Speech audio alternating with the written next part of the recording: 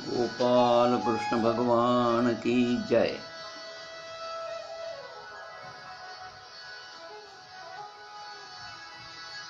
ओम नमो भगवते वासुदेवाय। अधिक मास भागवत कथामाला भाग 19 5 ऑक्टोबर 2020 सोमवार। आज कथेचा 19वा दिवस आहे।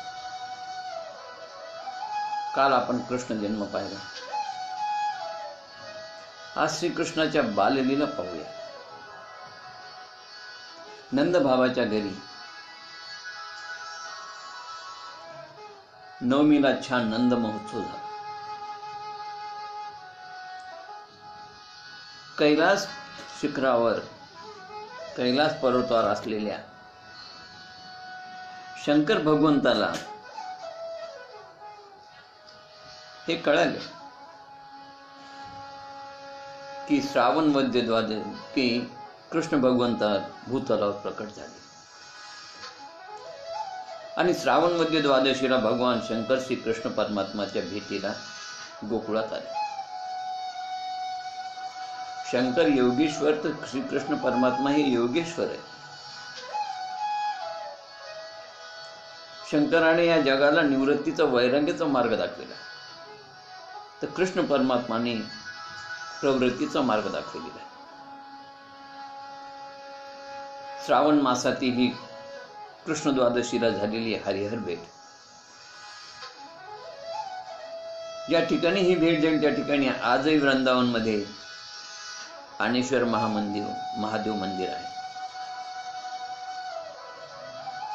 शंकर भगवंत कृष्ण परमात्माच्या भेटीला निघाले। भेटीला येत असताना त्यांच्या मनामध्ये एक विचार आला की छोटेसे कृष्ण परमात्मा घरामध्ये असतील, आईजवळ असतील, आणि मी बैरागी म्हटले की काही मर्यादा येणारच। कृष्ण परमात्माची आपली भेट कशी होईल? काहीतरी युक्ती करावी लागेल, त्याशिवाय कृष्ण परमात्माचं आपल्याला दर्शन होणार नाही। पूर्वीची जुनी परंपरा आहे, जुन्या रूढी आहेत, आणि त्या रूढी चांगल्याच। Old is gold. पूर्वीच्या काळी बाळंतिणीला घरात असतील तर अशा बाळंतिणीपर्यंत बाहेरच्या माणसाला जाता येत नव्हतं। शंकर भगवंतांनी हाच विचार केला की बाळंतीण घरात असतील तर आपल्याला दर्शन होणार नाही, कारण पूर्वीची पद्धत आहे। नवीन जन्मलेल्या बाळाला आणि त्याच्या आईला जंतूचा संसर्ग होऊ नये म्हणून 14 दिवस क्वारंटाईन केलं जात होतं। आज क्वारंटाईनचं महत्व आम्हाला पटलेलं आहे, ते कोरोनामुळे, आणि म्हणून 14 दिवस बाळंतिणीच्या खोलीपर्यंत कोणालाही प्रवेश नसायचा। फक्त त्याचं काम करणारी जी काही दाई असेल तिला प्रवेश असायचा। हे सगळं जंतू संसर्ग होऊ नये, कारण काय की जन्मलेलं बाळ कोवळं, आणि ज्या मातेची प्रसूती झाली तिचं देखील त्यावेळेस अंग कोवळच असतं, सूक्ष्म असतं, आणि अशा वेळेस जंतू संसर्ग झपाट्यानं होत असतं। म्हणून 14 दिवसाचं त्यांना क्वारंटाईन केलं जातं। शंकर भगवंतांनी विचार केला की काहीतरी आपल्याला युक्ती करावं लागेल,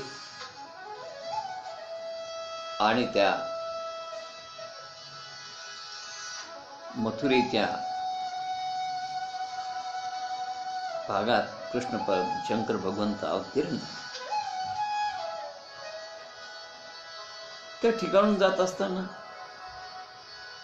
एका गवळणीनं गोपीनं त्यांना पाहिलं, शंकर भगवंताला। आता यांचा तो वेश पाहिल्यानंतर तिनं सहजच विचारलं की बाबा, तुम्ही कोणी ज्योतिषी आहात का, आणि आमच्या लालाचं भविष्य सांगाल का? शंकराने विचारलं, हा लाला कोण? अहो तो अष्टमीला जन्मलेला, ज्यानं साऱ्या गोकुळाला वेड लावलं, असं ते छोटस बालक, त्याला आम्ही लाला म्हणतो. शंकर भगवंतानं विचार केला की छान युक्ती आहे. शंकर भगवंतानं ज्योतिषाचं सुंदर नाटक केलं, म्हणाले हो मी फार मोठा ज्योतिषी आहे. म्हणजे बाबा तुमचं नाव काय? शंकरानं सांगितलं सांब सदाशिव जोशी. असं म्हणताच ती गोपी म्हणाली की चला मी तुम्हाला माझ्या लालाचं घर दाखवते, त्याचं भविष्य सांगा. शंकर भगवंत गोपी बरोबर निघाले. ती गोपी कृष्ण भगवंताच्या घराजवळ आली. घरात जाऊन तिने यशोदेला म्हणाली ती ग बघ बाहेर कोण आलंय. यशोदा म्हणे कोणाला घेऊन आलीस? आणि यशोदेनं बाहेर येऊन पाहिलं, तो रौद्र रूप धरी असणार तो जोगी. अहो म्हणली हे फार चांगली ज्योतिषकार आहेत, आपल्या लालाचं भविष्य कथन करणार आहेत, म्हणून मी त्यांना घेऊन आले. यशोदा म्हणाली अगं पागल झालीस का? त्यांचा वेश तर बघ, गळ्यात नाग आहे, डोक्यावर जटा आहेत, गळ्यामध्ये रुंडसुंड माळा आहेत, अंगावर भस्माचे पट्टे आहेत, व्याघ्रांबर काय नेसलेला आहे. अगं याला हे रूप पाहिलं की माझा लाला घाबरेल, त्याला भीती वाटेल. त्याला भिक्षा वाढ आणि पाठवून दे. गोपीनं भिक्षा घालण्याचा प्रयत्न केला, पण जोगी काही भिक्षा घेईना. शंकरानं सांगितलं कच नाही मुझे दर्शनही होणार. यशोदेने खिडकीतून पाहिलं, म्हणली महाराज भिक्षा जर कमी वाटत असेल तर मी अधिक घालायला तयार आहे, पण मी माझ्या कृष्णाला बाहेर आणणार नाही. तुमची ही वेशभूषा पाहून, तुमच्या गळ्यातल्या हाडाच्या कवट्याचा माळा पाहून आणि तो नाग पाहून माझ्या कृष्णाला भीती वाटेल. शंकर म्हणाले मैया अरे तुझं बाळ काळाचा काळ आहे, ब्रह्माचा ब्रह्म आहे, तो कुणालाही भिवू शकत नाही आणि त्याला कुणाची नजर लागणार नाही. मी भिक्षा घेणार नाही. जोपर्यंत माझं त्या लालाचं दर्शन होणार नाही तोपर्यंत मी इथून हलणार नाही. असं म्हणून शंकर भगवंतानं त्रिशूळ जमिनीमध्ये गाडला, चर्मासन घातलं आणि त्यावरती डोळे झाकून ते बसले. यशोदा आत गेली आणि यशोदा आत जाऊन तिने दरवाजा लावल्याबरोबर शंकराने इकडे ती डुगडुगी वाजवायला सुरुवात केली, डमरू वाजवायला सुरुवात केली, सिंगी नाद केला आणि मोठमोठ्याने ओरडू लागले शंकर भगवंत, अरे ओ मैया जोगी को नाराज मत करो, अरे ओ मैया जोगी को नाराज मत करो. इकडे बाळकृष्णानं ओळखलं की शंकर दर्शनाला आले आहेत आणि आई काही शंकराच्या दर्शनाला नेत नाही, आणि म्हणून काहीतरी युक्ती करावं म्हणून कृष्ण परमात्मानं रडायला सुरुवात केली. काही केलं तर त्यांचं रडणं थांबेना, ते शांत होत नाहीत. यशोदेला चिंता लागली. झोका दिला, पाळण्यात घातलं, झोका देऊन झोका दिला तरी ते राहत नाही, दूध पाजलं तरी राहत नाही, कपडे काढून देखील पाहिलं की काही चावलं तर नसेल ना, पण काहीच नाही. रडतं माझं बाळ तानं समजाविता राहीना. खूप समजावण्याचा प्रयत्न केला पण ते काय राहीना. आणि शेवटी यशोदा म्हणाली गोपीला, अगं हा का रडतो? त्या जोग्याला विचार काही जंतर मंतर येतं का? त्या गोपीने येऊन विचारलं, बाबा आपको कुछ जंतर मंतर आता है? त्यावेळेस शंकर भगवंत म्हणाले, हाँ सब कुछ आता है, जादू टोना भी आता है और लाला का रोना बंद करना भी आता है, लाओ उसको. असं म्हटल्यानंतर यशोदा आणि गोपी घेऊन कृष्ण परमात्माला शंकर भगवंताकडे आले. शंकर भगवंताने त्याला मांडीवर घेतलं. मांडीवर घेताच हरिहर भेट झाली आणि कृष्ण परमात्माचं रडणं बंद झालं. कृष्ण परमात्मा रडू लागला, हसू लागले. कृष्णाचं बालरूप पाहून शंकर भगवंत प्रसन्न झाले. कृष्णाचा तो हसरा चेहरा पाहिला, शंकरांना समाधान वाटले. त्यांनी डोळे झाकले, कृष्ण परमात्माने डोळे झाकले आणि दोघांची ब्रह्मानंद टाळी लागली. दोघे डोळे झाकून भाव समाधीमध्ये मग्न झाले. त्या बिचाऱ्या नागाने विचार केला, आपण कृष्ण परमात्माच्या पायाचं पदचरण दर्शन घ्यावं, आणि म्हणून तो नाग त्या शंकर भगवंताच्या गळ्यातून आला आणि कृष्ण परमात्माच्या पायाजवळ फणी काढून बसला. ते पाहताच यशोदा घाबरली आणि घाबरल्याबरोबर तिनं आरडाओरडा करायला सुरुवात केली. ओ जोगी बाबा, डोळे उघडा, तुमचा तो नाक पहा, समाधी लावू नका, बघा तो माझ्या लालाच्या पायाजवळ कसा बसलाय. त्यावेळेस शंकर भगवंत म्हणाले, मैया घाबरू नको, हा मोठमोठ्या नागांचा निग्रह करणार आहे, घाबरायचं काही काम नाही. असं म्हणून शंकर भगवंतांनी कृष्णाला यशोदा मातेकडे दिलं, चिरंजीवी भव असा आशीर्वाद दिला आणि शंकर भगवंत कैलास पर्वतावर निघून गेले. दरवर्षी नंद बाबा या टॅक्स भरायला यायचे कंसाकडे. यावेळी ते टॅक्स भरायला असतात कंसाची त्या नंद बाबाची भेट झाली. त्यांनी त्यांचं अभिनंदन केलं, आशीर्वाद दिले, म्हणजे तुम्हाला मुलगा झाला, फार छान झालं म्हणाले.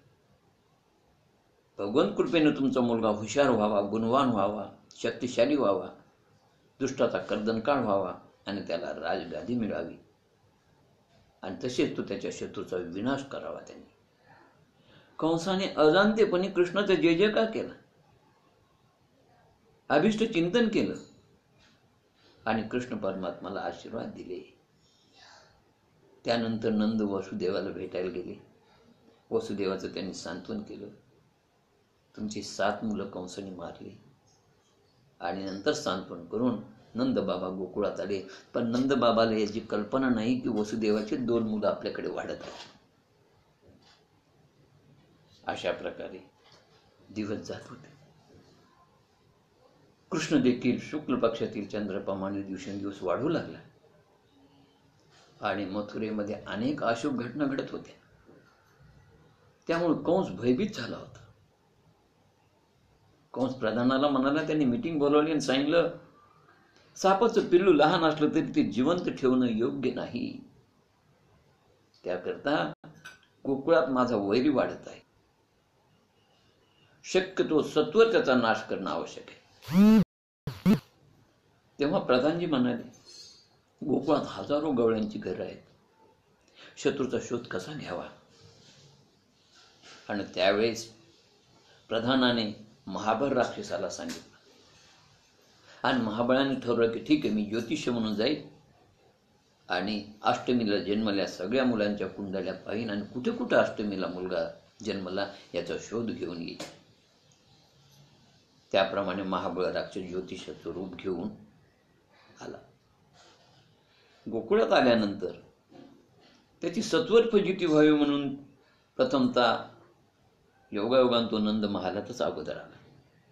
यशोदेने त्याचं स्वागत केलं, आदरपूर्वक आसन दिलं, कृष्णाला त्याच्या मांडीवर दिलं आणि त्यानं कृष्ण परमात्माचं भविष्य सांगायला सुरुवात केली. हा मूळ नक्षत्रावर जन्मलेला हा पोरगा, हा माबापचा मूळचा आहे. याच्यामुळे गोकुळाचं वाटोळ होईल. असं सांगत असताना एक गोपी म्हणाली, अहो बाबा, तुमचं भविष्य कसं खरं धरायचं. हा जन्मला तेव्हापासून या गोकुळामध्ये ज्या गायी 10 लिटर दूध देत होत्या त्या गायी 20 लिटर दूध द्यायला. मग खरं काय धरायचं. तुम्ही म्हणता हा चोऱ्या कधी गोकुळाला त्रास देईल, अनेक स्त्रिया पळून नेईल. हे पुढचं पुढे आम्हाला ते काही माहित नाही, पण आजचं जे तुम्ही सांगतात या घडीचं ते गोकुळाचं वाटोळ येतं. आमच्या दृष्टीनं गोकुळाचं वाटोळ होत नाही, उलट गायी भरपूर दूध देत आहेत. मग तुमचं भविष्य खरं कसं धरायचं असं म्हणतात. जिथे ते बसलेले होते त्या आसनाच्या वरती एक मडकं गाडगं होतं, शिंकाळ होतं. त्या शिंकाळ्यामध्ये ते असणारं मडकं, ते दोन्ही मडके खाली तुटून, शिंकाळ तुटून खाली पडले. याच्या डोक्यात पडल्यावर अंगावरती दही दूध दोन्ही सगळं सांडलं. तो घाबरला आणि घाबरून तो तिथून तसाच निघाला. त्यावेळेस ती गोपी म्हणाली, बाबा अहो तुम्ही पंचांग पण उलट धरलेले. हे सगळं बिंग फुटलंय त्याच्या लक्षात येतं. तो तिथून घाबरून निघाला. निघाल्याबरोबर तिथे या गोकुळात घरोघरी उखळ होते हो, आणि ती जमीन असायची. त्या जमीत असणाऱ्या उखळामध्ये पाय गेला तर न दिसल्यामुळे जोरात पडला, पाय मुरगाळला आणि समोरच्या दगडी पाट्यावर तो आपटला. आपटल्याबरोबर ते डोक्याचं असलेलं सगळं खापर फुटलं, डोळ्यात गेलं, डोक्यात घुसलं आणि तो रक्तबंबाळ झाला. तशाच परिस्थितीत उठत असतानाच एकदम त्याचं धोतर सुटलं, त्याच्या हातातलं पंचांग फाटलं आणि त्याचं जानवे तुटलं. अशी त्याची फजिती झाली. झालेली फजिती कंसाला कळाली. कंस अधिकच घाबरला आणि दुसऱ्या दिवशी कंसाने एक मीटिंग घेतली आणि त्या मीटिंगमध्ये एका स्त्रीनं म्हणजे पुतणीनं विडा उचलला की 7 दिवसाच्या आतले सगळे बालक ठार करीन. आणि हे काम स्त्रीसाठीच योग्य आहे, कारण स्त्रीच ही लहान बालकापर्यंत त्याच्या आईपर्यंत पोहोचू शकते आणि म्हणून स्त्रीला सहज पोहोचता येतं, म्हणून हे काम मी करीन असं तिनं विडा उचलला. पुतना, पुत म्हणजे पवित्र आणि ना म्हणजे नाही, जी पवित्र नाही अशी पुतना. बरोबर पुतना निघाली घरून. आता पुतना म्हणजे बघा, जिथं द्वैत आहे तिथं माया असते. हिचा जन्मच मिश्र वासनेतून झाला होता, वात्सल्य भाव आणि दुष्टभाव. ही बळीची कन्या मागच्या जन्मातली रत्नावली. वामन अवतारा जेव्हा तिनं बटू वामनाला पाहिलं तेव्हा तिच्या मनामध्ये वात्सल्य भाव निर्माण झाला. किती गोंडस आणि सुंदर बालक आहे, याची आई किती धन्य आहे, जिने याला स्तनपान केलं.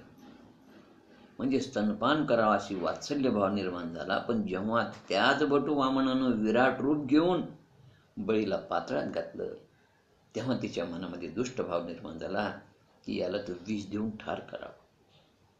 अशा 2 वासनेमुळं या रत्नावलीचा जन्म झाला होता आणि ती पुतना म्हणून जन्माला आली होती. जिथं द्वैत आहे, 2 वासना आहेत, तिथे 5 गोष्टी जन्माला येतात बघा. देहाचा ध्यास, इंद्रिय ध्यास, प्राण ध्यास, अंतकरण ध्यास आणि स्वस्वरूपाची विस्मृती. आता आमचं देखील बघा ना, द्वैत अवस्था आमची असल्यामुळे आम्हाला आमच्या देहाचा ध्यास आहे, आम्ही आम्हाला देहीच मानतो. इंद्रियाचा ध्यास आहे, इंद्रियाची चोचली पुरवण्यासाठी आम्ही विषय वासनेमध्ये मस्तपैकी मजबूर. देह ध्यास आहे, प्राण ध्यास आहे, अंतकरण ध्यास आहे आणि म्हणून आम्हाला स्वरूपाची विस्मृती झाली. खरं तर शास्त्र सांगतं, भागवत सांगतं, तुम्ही ईश्वराचे अंश आहात, तुम्ही देही नाही. पण या मायेमुळं काय होतं की आम्ही आम्हाला देही मानतो. म्हणून देहाचा ध्यास, इंद्रिय ध्यास आणि त्यामुळे आम्हाला आमच्या स्वरूपाची विस्मृती झाली आहे की आम्ही खरं तर ईश्वराचे अंश आहोत, पण तरी आम्ही आम्हाला या मायेमुळे देही मानतो. आज आमच्या स्वरूपाची विस्मृती झाली आणि तशी तिच्या स्वरूपाची विस्मृती झाली ती बघा पुतण्याच्या. बघा, हे पुतना आपल्या स्तनामध्ये विष भरून त्या कंसाच्या वाड्यावर बाहेर आली आणि तिनं त्या गोकुळात प्रवेश केला. त्यावेळेस तिचं सुंदर रूप दिसत होतं. खरी कुरूप असणारी पण सुंदर दिसायली. मूळ स्वरूप कसं आहे? कुरूप आहे. पण मायेमुळे तिच्या त्या स्वरूपाची विस्मृती होऊन ती बाकी सर्वांना देखील सुंदर दिसू लागली. ओरिजिनल ती सुंदर नव्हतीच ना, स्वरूपाची विस्मृती मायेमुळे होते. जशी आम्हाला आमच्या स्वरूपाची विस्मृती झाली, आम्ही ईश्वरी अंश असून आम्ही आम्हाला देही मानतो, तसं ती कुरूप असणारी जी पुतना अत्यंत सुंदर दिसू लागली हो. श्रीमंत कुटुंबात असल्यासारखी वाटत होती. काय तिच्या अंगावरती दागदागिने होते, मोठा गजरा, भारी पैठणी, नऊवारी नेसलेली. कोण शंका घेणार, कोण तिला रोखणार? एका गोपीनं तिला पाहिलं आणि गोपीनं पाहिल्याबरोबर तिला विचारलं, तुम्हाला नंदाच्या घरी जायचं का? ती म्हणली, कशाला? बधाई द्यायला. का बरं? अहो, तो लाला जन्मला, कधी छान आहे, गोंडस आहे. अष्टमीला जन्मलेल्या त्या लालाला बधाई देण्यासाठी सारा गाव येतो, बाहेर गावचे लोक येतात, म्हणून तुम्ही बाहेरच्या दिसता म्हणून विचारलं बधाई द्यायला आलात का? पुतनानं विचार केला, वा, काय कामाचं बोलती. कुठून आला? मथुरेहून. कुठे नातेवाईक आहेत का लालाच्या? हो म्हणे, मी लालाची नातेवाईक आहे, लालाला बधाई देण्यासाठीच आले. घर दाखवता का? हो चला म्हणजे मी घर दाखवते. असं म्हणून गोपी त्या पुतणेला घेऊन कृष्णाचं घर, यशोदेचं घर, नंदबाबाचं घर दाखवण्यासाठी निघाले.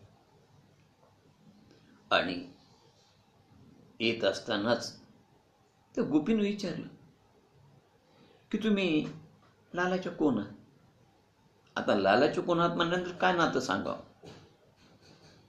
पुतण्याने विचार केला आणि म्हणाली, मी लालाच्या आईची, मावशीच्या, चुलत बहिणीच्या, सावत्र मावशीच्या मावशीची मावशी, दूरची मावशी.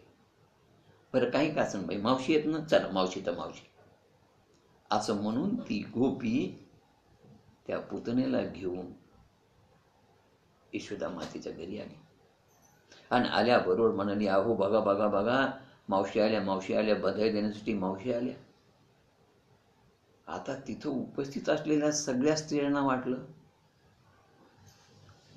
कदाचित यशोदेची मावशी असेल, आणि यशोदेला वाटलं या गोपीची कोणीतरी मावशी आहे. अशा प्रकारचा संभ्रम, ही मायाच निर्माण झाली, मोह निर्माण झाला. आणि मोह निर्माण झाल्यानंतर यशोदेनं पाहिलं, बाई काय सुंदर स्त्री आहे, श्रीमंत कुटुंबातली, रॉयल फॅमिलीमधली, रिच फॅमिलीमधली दिसते. खरी कुरूप होती, क्रूर होती, मेल्यानंतर तिच्याकडे लोकांना पाहावे ना. पण मायेमुळं तिनं रूप बदललं होतं.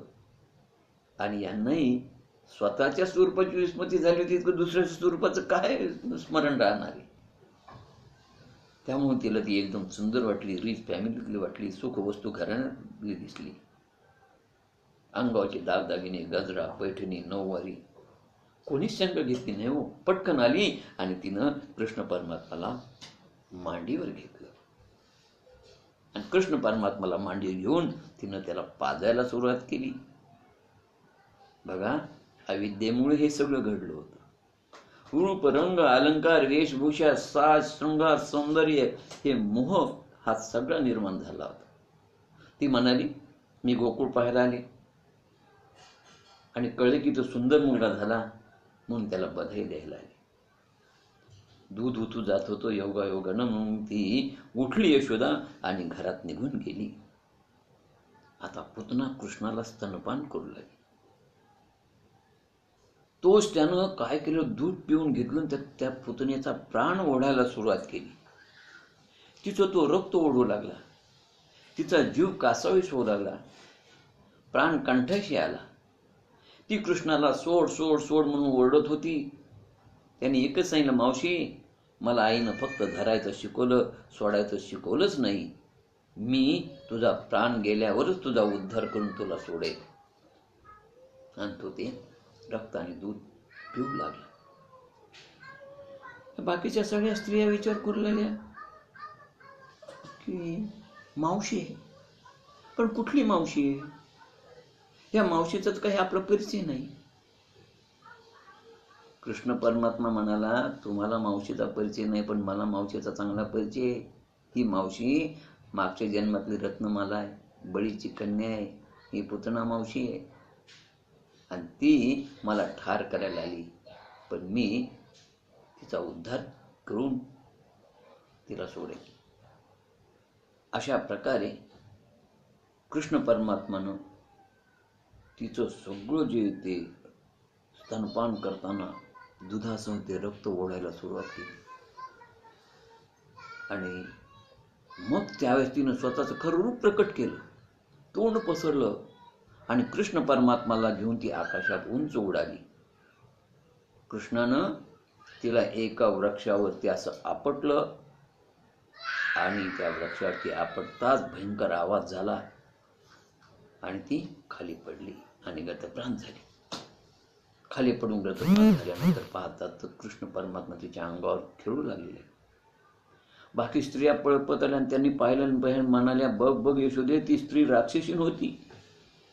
यशोदेनं पटकन तिच्या अंगावर तो कृष्णाला उचललं, आपल्या हृदयाशी लावलं. नंदबाबा मथुरेतून येत असताना त्यांनी पाहिलं चारी बाजून सुगंध येत होता. का? तर पुतना राक्षसीला जेव्हा त्या गोकुळमधील सगळ्या लोकांनी जाळलं तर तिचे हातपाय तोडून तुकडे करून तिला जाळलं होतं. तिचा उद्धार झाला होता, तिच्या जीवनाचं सोनं झालं होतं, म्हणून तिचा चंदनासारखा सुवास सुटला होता. अशा रीतीनं पुतनेला कृष्ण भगवंतानं मुक्त केलं. नंतर शक्टासूर आला. शक्टासूर म्हणजे गाडीवर छकड्यावर बसलेला राक्षस. शकट म्हणजे छकडा, गाडी. कृष्ण ज्यावेळेस उपडी पडू लागले म्हणजे कुस बदलू लागले, एका अंगाडावरून दुसऱ्या अंगाडावर होऊ लागले, त्यावेळेस गोकुळमधील स्त्रियांना फारच आनंद वाटत होता. नवल वाटू लागलं, आश्चर्य वाटू लागलं. त्याचे जन्म नक्षत्रही होतं. त्यावेळेस काही स्त्रियांनी यशोदेला सांगितलं की आता कृष्ण परमात्मा उपडी पडू लागला, या अंगाडावरून त्या अंगाडावर पडू लागलेला आहे, आता त्याचं जन्म नक्षत्र उद्याच आहे आणि कृष्ण परमात्माचं फार मोठं अरिष्ट टळलंय, त्यामुळं तू काहीतरी देवाला अभिषेक कर, काही सुवासिनीला भोजन घाल, या ब्रजवासियांना भोजन घाल, अन्नदान कर. आणि म्हणून कृष्णाचा जो उत्सव करायचा ठरला. या निमित्ताने काही गोपींच्या ओट्या भराव्या, देवाला अभिषेक करावा, ब्राह्मण भोजन करावं, हे ठरलं. दिवस निश्चित झाला. आता पूर्वीचे कृष्ण, आताचा महाल फार मोठा आहे नंद बाबाचा, पण पूर्वी जागा लहानच असायची, जागा पुरणार नाही म्हणून यशोदेनं कृष्ण परमात्माला स्नान घातलं, गंध पावडर करून त्याला झोपवलं आणि गर्दीत त्याची झोप मोड होऊ नये म्हणून एका झाडाखाली तिनं तो पाळणा नेऊन ठेवला. आणि त्याच झाडाखाली एक गाडी होती, छकडा किंवा शकट. त्या शकटाजवळ, त्या छकड्याजवळ, त्या टांग्याजवळ, त्या गाडीजवळ हा पाळणा नेऊन ठेवला. कृष्ण परमात्माला राग आला, म्हणजे उत्सव माझा आणि मला गौण समजून मला बाहेर काढलं. संसारातून देव बाजूला काढू नका, शक्टासुराच्या जाळ्यात जाल बघा, लक्षात ठेवा. देवाला राग आला आणि देवाने समोर असलेल्या त्या छकड्याकडे पाहिलं तर त्या छकड्यावर गाड्यावरती कृष्णाला मारण्यासाठी शक्टासूर बसला होता येऊन. तो पुतणेचा भाऊ होता, कंस मामाने पाठवला होता. कृष्ण परमात्माच्या ते लक्षात आलं. कृष्ण परमात्माने लाथ मारून तो दह्या दुधाचा भरलेला गाडा उलटून टाकला आणि त्याखाली शक्टासूर ठार झाला. गोपाल कृष्ण भगवान की जय. अशा रीतीने शक्टासूर ठार झाल्यानंतर या कंसाला काळजीच वाटू लागली. अरे म्हणजे ज्याला पाठवतो तिकडेच चालला, म्हणजे पुतना गेली, शक्टासूर गेला, आता कोण जायला तयार आहे, कोणाची ड्यू डेट आहे. त्यावेळेस तृणावर्त नावाचा राक्षस म्हणाला, मी वादळाच्या रूपात जाईल. तृणावर्त म्हणजे वादळ.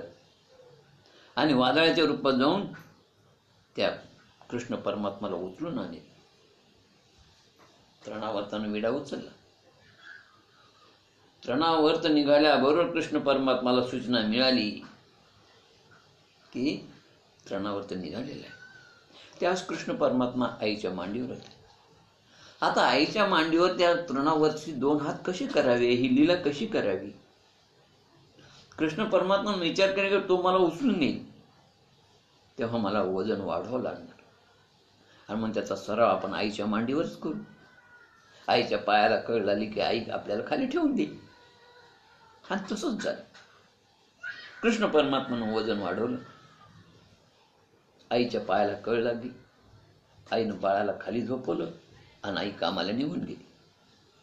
तेवढ्यात अचानक आकाशात ढग जमा झाले, सूर्य झाकला गेला, काळोख निर्माण झाला, सगळीकडे धूळ उडायला लागली, अंधार सुरू झाला, वादळ सुरू झालं आणि आकाशामध्ये सगळे ढग दिसू लागले. म्हणजे बघा, तम म्हणजे अंधार आणि धूळ उडू लागली म्हणजे रज.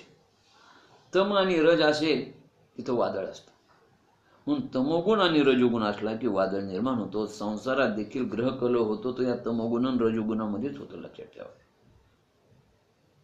आणि अशा रीतीने तो शक्टासूर आला आणि शक्टासुरानं आल्याबरोबर कृष्ण परमात्माला उचलून तो मथुरेकडे निघाला. आणि मथुरेकडे जात असताना कृष्ण परमात्मानं आपलं वजन वाढवलं. वजन वाढल्यानंतर त्या तृणावरलं वजन पेले ना, खूप जड झाला कृष्ण परमात्मा. शेवटी कृष्ण परमात्मानं त्याचा गळा दाबला आणि एका मोठ्या शिळेवर त्याला आपटलं. शिळेवर तो आपटल्या क्षणीच गतप्राण झाला. अशा रीतीनं कृष्ण परमात्मानं पुतना, शक्टासूर, तृणावर्त आदी सर्वांचा वध केला. सर्वांना मोक्ष दिला, मुक्त केलं. कृष्ण परमात्मा बलराम दादा हे छानपैकी चंद्राच्या कलेप्रमाणे वाढत होते. एकदा काय झालं की गर्गाचार्याची आणि वसुदेवाची भेट झाली. गर्गाचार्य हे यादवांचे पुरोहित, एकंदर भेट झाली.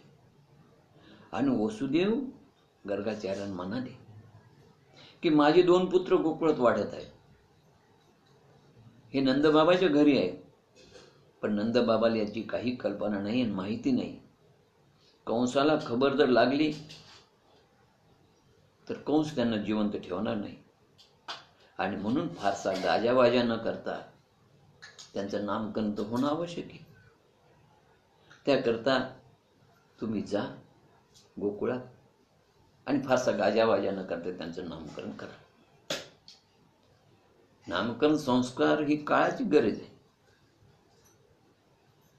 आपल्यामध्ये गर्भसंस्कार आहे, नामकरण आहे, कर्णविधी आहे, कान टोचणे, चुडाकर्म आहे, उपनयन आहे, विवाह, अंत्यसंस्कार वगैरे वगैरे हे सगळे संस्कार आपल्या इथं केले जातात.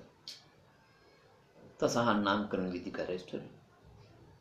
आणि नामकरण विधी करण्यासाठी स्वतः गर्गाचार्य आले. नंदबाबाला भेटले. नंदबाबाला भेटल्यानंतर गर्गाचार्याने सांगितलं की मी वसुदेवाचा पुरोहित असतो तरी माझ्या मनात एक इच्छा आहे की तुमच्या दोन्ही मुलाचं नामकरण मी करावं. नंदबाबा म्हणाले आमचा त्याच्यात काहीच आक्षेप नाही, तुमचं तुम्ही पहा. आम्ही सामान्य आहोत, गवळी आहोत, गोप आहोत, पण तुम्ही यादवाचे पुरोहित आहे. यादवांना याबद्दल काही वाटू नये. यांनी नंदबाबाच्या मुलाचं नामकरण कसं केलं. पण ते म्हणले मी फारसा गाजावाजा करणारच नाही, कोणाला कळणार नाही. आणि न कळायला कारण काय म्हणाले तर नंदबाबा म्हणाले नाही तर मी तर तुम्ही जर पौरोहित्य करून माझ्या मुलाचं नामकरण करत असताल तर मी हा कार्यक्रम फार मोठ्या प्रमाणात करणार आहे. परंतु गर्गाचार्य म्हणाले नाही, हे बघा आजची परिस्थिती अत्यंत वाईट आहे, बिकट आहे. अच्छा छोट्या छोट्या मुलांना तो कंस ठार करतो आणि मी जर यांचं नामकरण केलं हे त्याला कळालं तर त्याला अजून संशय निर्माण होईल आणि या बाळांना त्रास होईल. त्यापेक्षा हा आपण गाईच्या गोठ्यामध्येच नामकरण करू. विधी महत्वाचा आहे, बाकीचा इतर गोष्टी काही महत्वाच्या नाही. संस्कार महत्वाचा, तो उत्तम संस्कार माझ्या हातून व्हावा माझी इच्छा आहे. नंदबाबांनी मान्यता दिली. त्याप्रमाणे कृष्ण परमात्माचा बलराम दादाचा नामकरण विधी बारसं गोठ्यात झालं. कोण होतो उपस्थित? फक्त 2 माता, यशोदा आणि रोहिणी. यशोदेच्या मांडीवर बलराम होता आणि रोहिणीच्या मांडीवर कृष्ण होता आणि फक्त गर्गाचार्य. आणि यशोदेच्या मांडीवर असणारा हा सुपुत्र गर्गाचार्य म्हणाले हा सुपुत्र ऋषी मुनींना सर्वांना रमविणारा होईल, म्हणून याला राम म्हणतील, पण शक्तिशाली असल्यामुळं याला बलराम असं नाव पडेल आणि बलराम या नावानंच तो ओळखला जाईल आणि प्रसिद्ध होईल. रोहिणीच्या मांडीवर असणाऱ्या बालकाला त्यांनी सांगितले की हा बालक कृष्ण वर्ण होईल, श्याम वर्ण होईल, म्हणून याला कोणी कृष्ण म्हणेल, श्याम म्हणेल, याचे हजारो नाव असतील. हा अत्यंत ज्ञानी राहील, नीतिज्ञ राहील, स्थितप्रज्ञ राहील, अनेक स्त्रियांचा पती होईल, या जगाचा चालक मालक होईल, ब्रह्मांडाचा नायक होईल आणि धर्मरक्षणासाठी अनेक दुष्ट राक्षसांना तो ठार करेल, दुष्ट राजांनाही ठार करेल. ऋषीमुनींना सज्जनांना तो मात्र सुख देईल. नारायणामध्ये 60 गुण आहेत, पण याच्यामध्ये 64 गुण राहतील. विष्णू परमात्मापेक्षा नारायणापेक्षा 4 गुण यात जास्त असतील, आणि ते 4 गुण म्हणजे रूप माधुर्य. हा काळा सावळा दिसायला असो तरी अत्यंत काळे कुळे बालरातीत दिसायला सुंदर राहील. रूप माधुर्य, लीला माधुर्य, याच्या लीला ह्या अप्रतिम राहत्या, ज्या विष्णू परमात्मानं कधी नाही केल्या अशा तो लीला करील. वेणू माधुर्य, याच्यासारखा वेणू कोणालाच वाजवता येणार नाही. आणि प्रिया माधुर्य, ज्याला अनेक स्त्रिया 16,108 ज्याच्या बायका राहतील, अशा रीतीनं गर्गाचार्यांनी बलराम आणि श्रीकृष्ण असं नामकरण केलं. आता यशोदा गर्गाचार्यांना म्हणाली की जेवण करून जा. 12-1 वाजलेली वेळ होती. तिथून पायी 9-10 किलोमीटर जायचं. ते म्हणाले की मी दुसऱ्याच्या हातचा स्वयंपाक घरी पण खात नाही. मी माझ्या हातानंच अन्न खातो, माझ्या इष्टदेवतेला नैवेद्य दाखवतो आणि तोच प्रसाद मी भक्षण करतो. आणि मी काही करत नाही. रोज मी फक्त खीर करतो दुधाची, आणि तीच माझ्या भगवंताला नारायणाला समर्पित करतो आणि त्याचा प्रसाद मी ग्रहण करतो. ठीक आहे म्हणे. मग आता यमुनेचं पाणी आणलं त्यांनी. पाणी आणून त्यांनी छानपैकी खीर केली. खीर करून ती थंड होण्यासाठी ठेवली. खिरीवर झाकण ठेवलं, त्याच्यावर तुळशीपत्र ठेवलं. त्यांची एक पद्धत होती. भगवंताला नैवेद्य दाखवताना त्या अगोदर भगवंताची स्तुती करायची, स्तोत्र म्हणायचे. नंतर डावा हात छातीवर ठेवून उजव्या हाताने त्या भगवंताला आवाहन करायचे. आवाहन केल्यानंतर डोळे झाकून 12 अक्षरी मंत्र 24 वेळा म्हणायची. ओम नमो भगवते वासुदेवाय. आणि नंतर मग ते खीर ग्रहण करायचे. तसा त्यांचा नेम सुरू झाला. खीर तयार झाली, झाकण ठेवलं, तुळशीपत्र ठेवलं. तुळशीपत्र ठेवून त्यांनी स्तोत्र म्हणायला सुरुवात केली. शांताकारं भुजगशयनं पद्मनाभं सुरेशं विश्वाधारं गगनसदृशं मेघवर्णं शुभांगं लक्ष्मीकान्तं कमलनयनं योगिभिर्ध्यानगम्यं वंदे विष्णु भवभयहरणं सर्वलोकैकनाथं गोपाल कृष्ण भगवान की. अशा रीतीने विष्णू परमात्माचं त्यांनी स्तोत्र म्हटलं, स्तुती केली. डावा हात आपल्या छातीवर ठेवला, उजव्या हाताने त्यांना आवाहन केलं. आवाहन करताना म्हणाले, हे नारायणा, हे लक्ष्मीपती, हे वैकुंठाधिपती, माझी खीर ग्रहण करा, माझी खीर ग्रहण करा. 3 वेळेस म्हणाले, हे नारायणा, हे लक्ष्मीपती, हे वैकुंठाधिपती, माझी खीर ग्रहण करा. कृष्ण परमात्मानं ऐकलं आणि कृष्ण म्हणाला, मीच तो वैकुंठाधिपती नारायण आहे, मीच तर लक्ष्मीपती आहे. गुरुजी मलाच हाक मारतायत. असा विचार करून तो दरदूर धावत आला. धावत आल्याबरोबर त्यांचं आवाहन चालू असतानाच गर्गाचार्याने डोळे मिटले होते. डोळे मिटून ते 12 अक्षरी मंत्र म्हणू लागले, ओम नमो भगवते वासुदेवाय. हा जप चालू असतानाच कृष्ण परमात्मानं ते झाकण बाजूला केलं आणि ती खीर खायला सुरुवात केली. डोळे उघडून गर्गाचार्य पाहतात, तर अरे, या बालकाने खीर खाल्ली. गर्गाचार्य म्हणाले, अरे यशोदे, तुझ्या या मुलानं, या गोपाळानं खीर खाल्ली. यशोदा धावत आली, पाहते तर कृष्णाने ती खीर फस्त केली होती. यशोदा रागवली, तुला काय घरात खीर खायला मिळत नाही का? कृष्ण म्हणाला, आई, तू मला उगाच रागू नकोस. गुरुजीनंच मला खीर खायला बोलावलं होतं. गुरुजीनं बोलावलं? हो, गुरुजीनंच बोलावलं. यशोदेने विचारलं, काय महाराज, काय